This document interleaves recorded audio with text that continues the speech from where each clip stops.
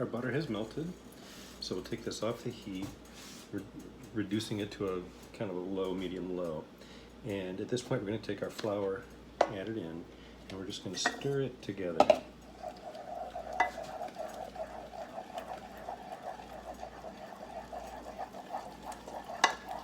And you're going to put it back on the saucepan once it's all stirred in. You're going to put it back in and just cook it together so it makes a dough that releases easily from the sides and the bottom. About a minute, 2 minutes, something like that. You want to cook off the raw flour. If you don't do that, it'll have a nasty taste to it.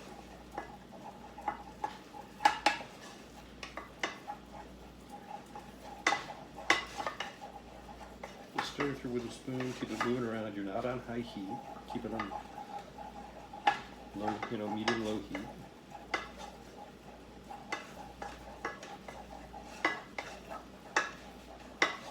Get a little silky looking, a little bit shiny.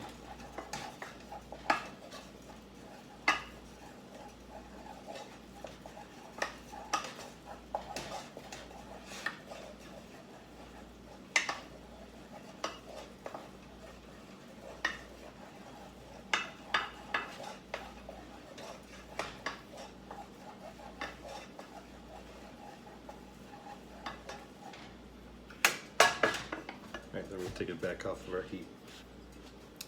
And we're gonna add those eggs in one at a time and really stir well.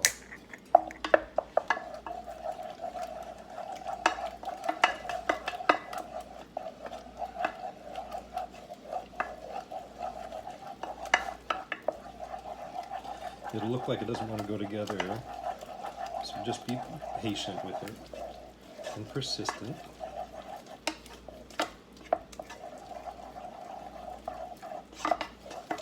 Patience and persistence are great virtues. They'll pay off well everywhere in your life, but they pay off well in the kitchen for sure.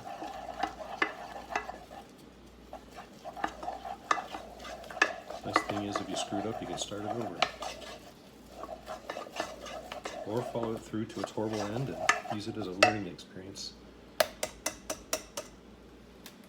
If you screw it up, just come back and say, wonder what I did wrong. There's so many answers out there for what can possibly go wrong. Great forums. King Arthur Flour has an Ask a Baker helpline with professional bakers available 24/7. I know I sound like an ad for King Arthur Flour, but I love the company. 100% employee owned. Environmentally responsible. Concerned with sustainability. What's not to like?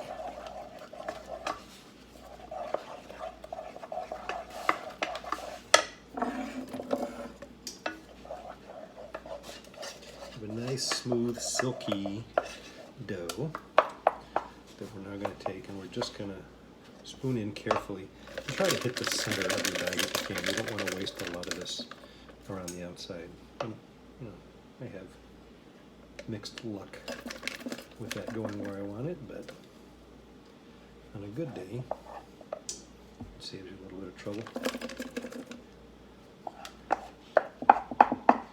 If you have a really hot day, this wants to just flow out of your bag, and it gets a little messy when you go to pipe them on your parchment with your template.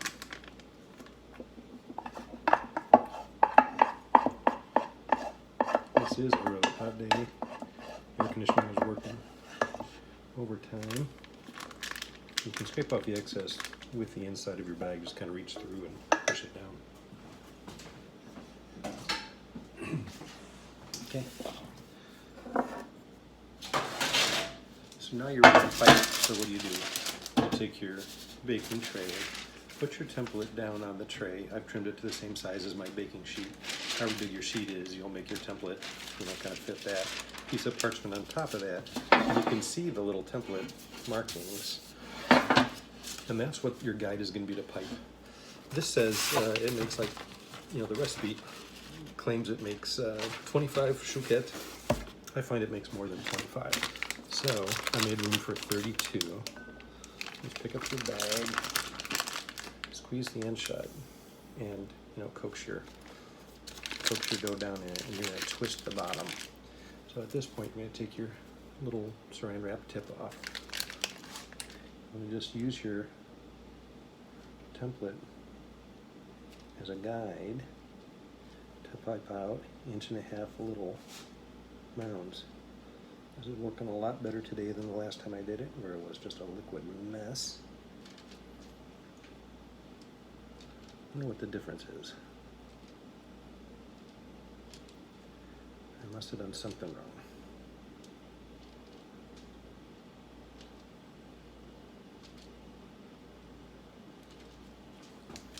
If you don't have a pastry bag, you can totally improvise with a Ziploc with a corner cut off. Just don't make it too big. Oops. And it totally works the same way. You don't have a tip necessarily, so the corner of your bag serves as the tip. It's not beautiful, but it's functional.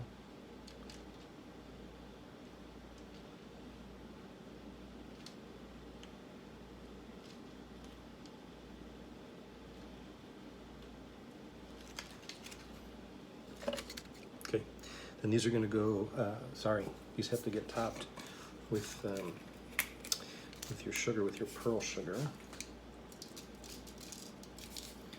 It says a 1/2 teaspoon on the top of each. I don't know. I'm just going to cover it with a pinch each. You do want that to stick to it. It gets beautiful when it is done. It catches the light in a lovely way. It's a super inviting little afternoon snack.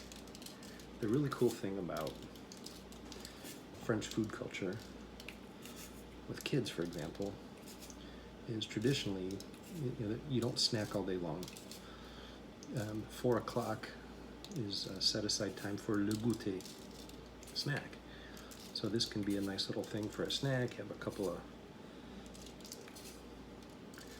of these Chouquettes.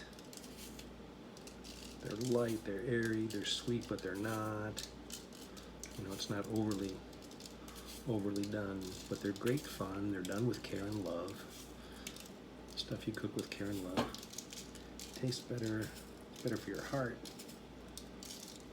I don't know if it's measurably better for your heart. It's symbolically better for your heart. All right. So you're going to bake these. Your oven is preheated to 425. You're going to bake them for 10 minutes. And then you're going to reduce it to 350 without opening your door. And you're going to go another 20 to 25 minutes at 350. Okay, so we're going to put this in at 425 for 10 minutes. Here we go.